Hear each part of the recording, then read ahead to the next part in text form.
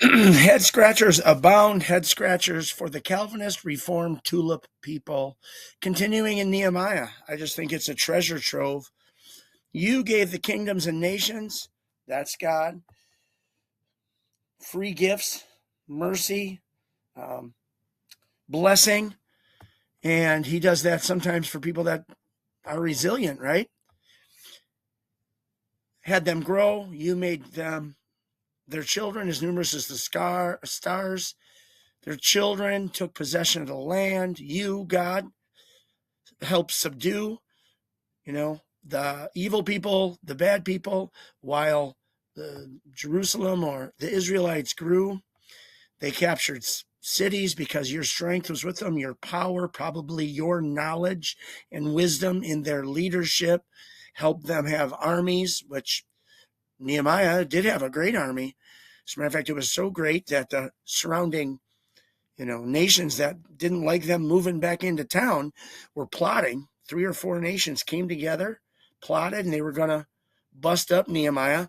But anyway, God gave you such great wisdom in your leadership that you could thwart enemies of any kind and size. But then what happened? Oh no, here it is again. Oh no. The Israelites, they rebelled. They were disobedient. They turned their backs. They didn't like hearing from your word givers, your prophets, so they killed them. Okay? And man, is this just a mirror of what happens? Jesus goes back to his hometown in the New Testament, and no prophet is liked in their own hometown. Well, same thing is happening back in the day of Israel. They continued. They weren't determined. They weren't preempted. There wasn't a script already written.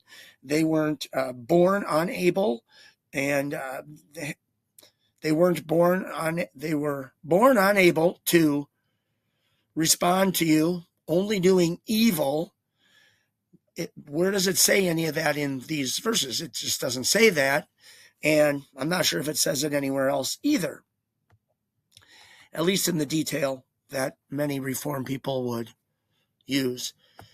Okay, but here we go again. Here's the pattern, right? We're supposed to learn from history, whether you're secular, unsaved, or saved. This is the greatest historical book there is. Even if you only read secular literature, we can learn from history. Problem is, we don't. And we don't because God decreed it, or we don't because we make choices, and our nature of wanting what we want is strong, no doubt. Okay. So as soon as they were at rest, they started doing evil. Who did evil? The decree? God's preordained plan? God's desire to create evil so that he can show us his justice, wrath, mercy, and his great glory and sovereignty? Or did humans just choose? But then they cried out. Who cried out? Who finally came to their senses? Why did they come to their senses? Regeneration? Doesn't say it. They probably just felt pretty miserable, and they again cried out. And what did God do again? Showed love, showed mercy for his creation, for his people. Okay? This is a classic. God only warns and then only acts upon what he warns. As you read the Bible, look for him laying out the facts. If you don't follow the facts, he warns you, such as Revelation 3. Some people would disagree with me. Revelation 3, he gives you a knock of warning. Keep in mind, Revelation 3, he's writing to a church of believers. And they aren't doing it the right way. They're believers, but they're falling short. So warning is the knock from God, the knock on your heart. So were these people believers, not believers? I don't know. But the point is that God always lays out the truth first, tells you what will happen if you follow it, warns you when you do not follow it, whether you're a believer or non-believer. This fits out. And we know the results when we don't obey. They, not decreed, they sinned against your ordinances. I know this is only one chapter. Calvinist, Reformed, tulip people.